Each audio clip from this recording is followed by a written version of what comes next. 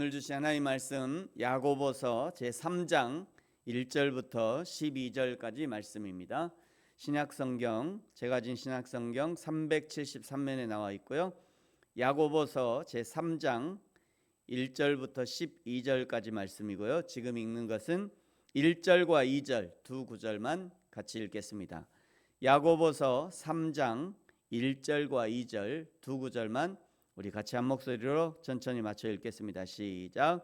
내 형제들아, 너희는 선생된 우리가 더 큰 심판을 받을 줄 알고 선생이 많이 되지 말라. 우리가 다 실수가 많으니 만일 말에 실수가 없는 자라면 곧 온전한 사람이라 능히 온 몸도 굴레 씌우리라. 아멘. 오늘 야고보서 3장은요 말에 대한 주의를 당부하고 있습니다. 야고보서가 믿음을 기초로 행함을 강조하고 있다는 것을 기억해야만 합니다. 오늘 이 말에 대한 경고를 듣는 사람들은 예수 그리스도를 주로 고백하는 믿는 사람들이라는 것이죠. 보통 우리 기독교인들을 비하해서 별명처럼 붙여주는 단어가 말쟁이라는 것입니다. 말쟁이라는 것은 말을 잘한다는 칭찬이 아니라 말만 한다는 거예요.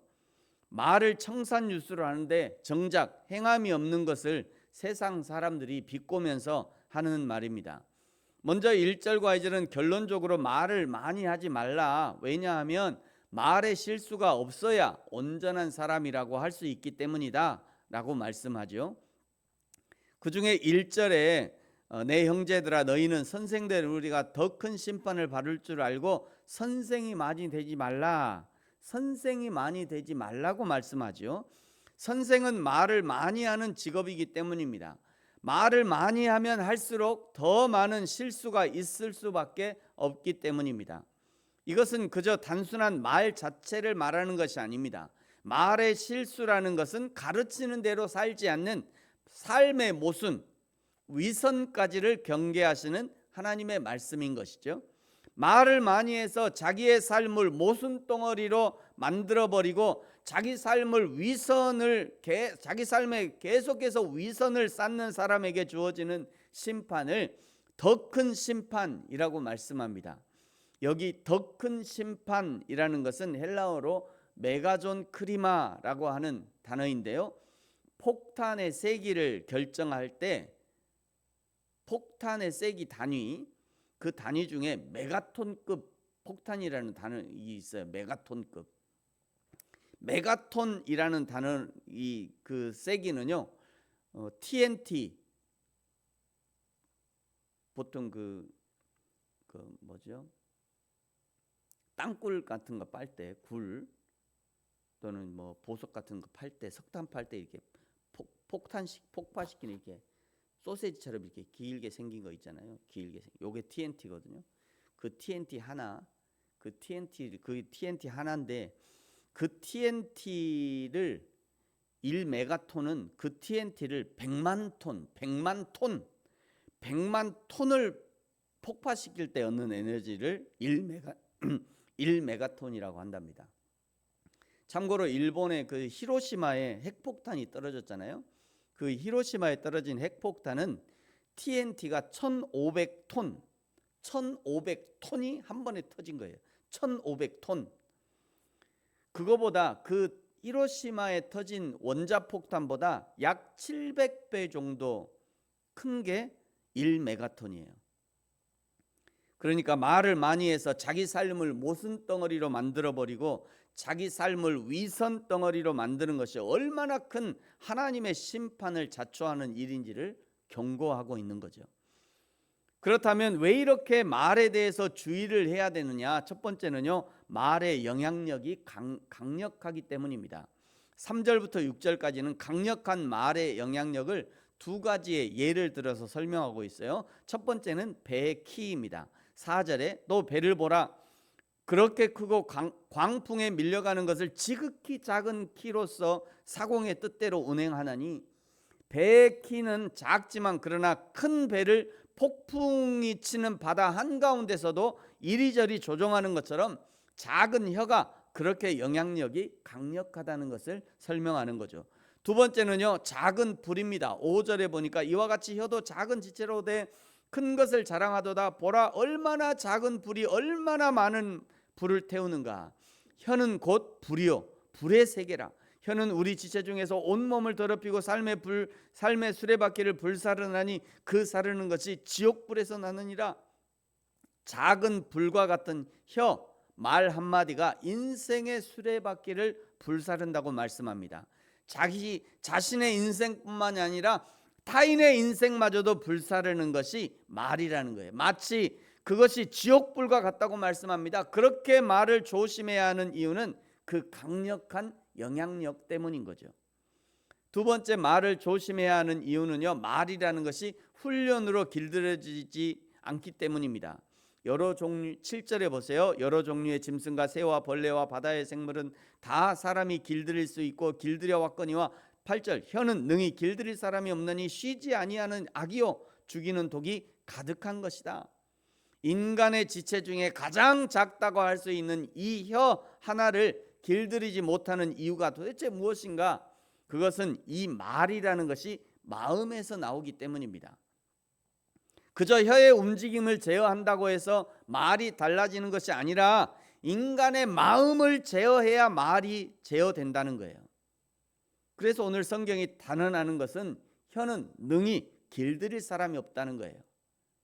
길들이지 않는 혀, 길들이지 못한 혀는 쉬지 않는 악이 되고 죽이는 독이 되는 것입니다. 이렇게 쉬지 않는 악, 죽이는 독인 길들이지 못하는 혀, 길들이지 않는 말은 어떤 죄를 짓게 되냐? 9절에 보니까요, 하나님을 찬송하고 하나님의 형상으로 지음받은 인간을 저주하는 죄를 짓게 됩니다. 10절에는요, 찬송과 저주가 한 입을 통해 나온대요. 11절, 절대로 그럴 수 없다는 것을 강조하는 거죠. 어떻게 한 샘에서 쓴물과 단물이 나오겠냐? 절대로 그럴 수 없다는 거예요. 12절에 어떻게 무화과 나무에서 올리브 열매를, 올리브 나무에서 무화과를 따겠냐? 절대로 그럴 수 없다는 거죠. 그렇다면 어떻게 하면 쉬지 않는 악, 죽이는 독인 혀를 제어하고 말에 실수가 없도록 할까? 오늘 성경 3장 1절에 말을 많이 하지 말래요. 방법이 없습니다. 말을 많이 하지 마라. 오직 세워주는 말, 칭찬하는 말, 복음을 전하는 말, 영혼을 살리는 말은 많이 하십시오. 그러나 그 외의 말들은 줄이는 것이 좋아요. 우리는 쉽게 누군가를 이렇게 권면하기도 하고 또 누군가의 조언하기도 하는데 그것도 조심하는 게 좋아요. 그것도. 우리는 그 사람의 인생이 아니잖아요. 그 사람의 상황을 다 몰라요. 그러니까 그냥 들어주기만 많이 하시고요. 말은 적게 하는 게 좋아요. 골로새서 3장에요. 어떻게 하면 말에 실수가 없는 사람, 나의 새치어가 실수하지 않을 수 있는가? 그 힌트를 제공하는데요. 골로새서 3장 15절에 보니까 그리스도의 평강이 너희 마음을 주장하게 하라. 너희는 평강을 위하여 한 몸으로 부르심을 받았나니 너희는 또한 감사하는 자가 되라. 어제 잠깐 잠들기 전에 영상을 하나 봤어요. 저는 보통 그냥 베개를 베면 잠자려고 누워서 베개를 베면 거의 1분 안에 잠을 자기 때문에 저는 별로 이게 누워서 뭐 잘 안 보긴 못 보는데 어제는 어쩌다가 그 영상을 봤어요. 그 어떤 스님이더만, 요즘 유명한 스님이더만요. 그 스님이 이제 뭐 이렇게 선문 선답하는데 어떤 젊은 이제 엄마가 우리 아이를 행복한 아이로 키우고 싶은데 어떻게 해야 되는지 모르겠다. 그랬더니 그 스님이 그런 대답을 해요.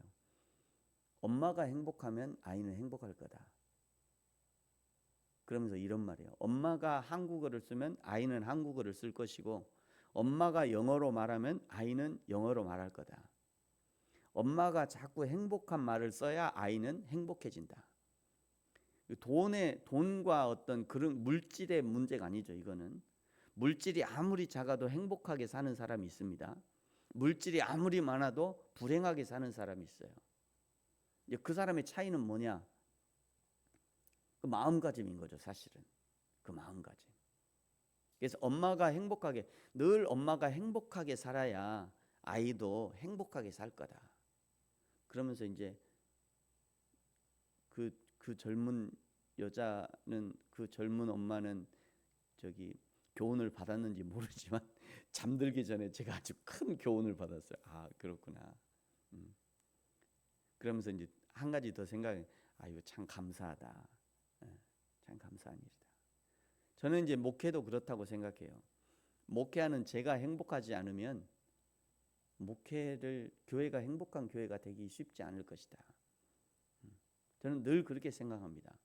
제가 먼저 행복해야 성도들도 행복할 것이고, 이 작은 교회, 지하에 있는 작은 교회에서도 여전히 내가 행복해야 내가 하나님의 말씀 때문에 행복하고, 성도들 때문에 행복하고, 집에 가도 행복하고, 교회 와도 행복해요. 나는 만족한다. 이런 마음이 있어야 저는 우리 성도들도 행복할 것이다 라고 생각해요. 오늘 이 말씀하고 좀 이어지는 것이라고 저는 생각하는데, 여러분의 마음 가운데 그리스도의 평강이 여러분의 마음을 주장하게 하십시오. 그리고 그 평강을 위하여 우리가 한 몸으로 부르심을 받았다고 말씀합니다. 그래서 너희는 감사해야 된대요. 내가 감사해야 나의 이 감사가 누군가에게 흘러가게 되는 거죠. 사랑하는 성도 여러분, 많은 말로 다른 사람들에게 상처를 주고, 때로는 잔잔한 바다에 폭풍을 일으키는 것처럼, 때로는 마른 풀밭에 불을 놓는 것처럼 작은 혀로 실수의 말을 하지 말고, 한마디 말을 통해 사람을 세워주고 살리고 칭찬하고 격려하고 축복하고, 그리하여 나를 만나는 사람마다 행복할 뿐 아니라 나도 행복하게 되는 그런 하루와 그런 인생이 되어지기를 예수님의 이름으로 축복합니다. 기도하겠습니다. 하나님 아버지, 감사합니다. 늘 말에 실수를 달고 사는 우리들, 작은 혀지만 이 작은 지체를 제어하지 못하여 우리의 인생에 얼마나 많은 풍파를 일으키고 불을 질러대고 나의 인생을 힘들게 하고 타인의 인생을 힘들게 하는지, 하나님, 연약한 우리를 용서하시고 그리스도의 평강이 우리의 마음을 주장하게 하여 주옵소서. 성령의 말로 사람들의 마음에 용기를 주고 세워주고 축복하며 무엇보다 감사하는 인생이 되게 하여 주옵소서. 감사합니다. 예수님의 이름으로 기도합니다. 아멘. 하늘에 계신 우리 아버지, 아버지의 이름을 거룩하게 하시며 아버지의 나라가 오게 하시며 아버지의 뜻이 하늘에서와 같이 땅에서도 이루어지게 하소서. 오늘 우리에게 일용할 양식을 주시고 우리가 우리에게 잘못한 사람을 용서하여 준 것 같이 우리 죄를 용서하여 주시고 우리를 시험에 빠지지 않게 하시고 악에서 구하소서. 나라와 권능과 영광이 영원히 아버지의 것입니다. 아멘.